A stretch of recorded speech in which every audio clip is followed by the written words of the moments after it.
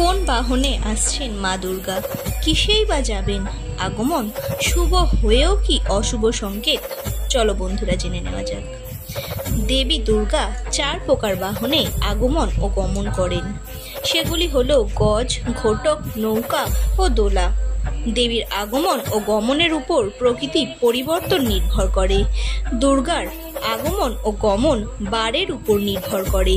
যেমন সপ্তমী ও দশমী তিথি রবিবার ও সোমবার হলে গজে আগমন শুভ হয়। এর ফলে বসুন্ধরা শস্যপূর্ণ হওয়ার সম্ভাবনা বৃদ্ধি পায়।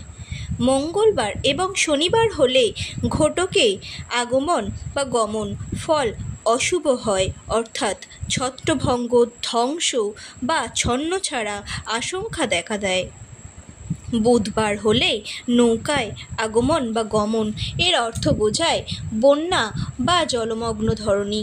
তবে নৌকায় আগমন শস্যপূর্ণ বসুন্ধরাও বোঝায়, কারণ বন্যা হলে পলিপূর্ণ মাটিতে ফসলের ফলন বৃদ্ধির সম্ভাবনা হয়। বৃহস্পতিবার ও শুক্রবার দেবীর আগমন ও গমন নির্দেশ করে দোলায়, অশুভ সংকেত, মহামারী বা মরক। এই বছর 2025-এ মা দুর্গা সপ্তমীতে গজে আগমন, যার ফলে ভালো ফলন হতে পারে, এবং দশমীতে গমন হবে দোলায়, যা শুভ নাও হতে পারে।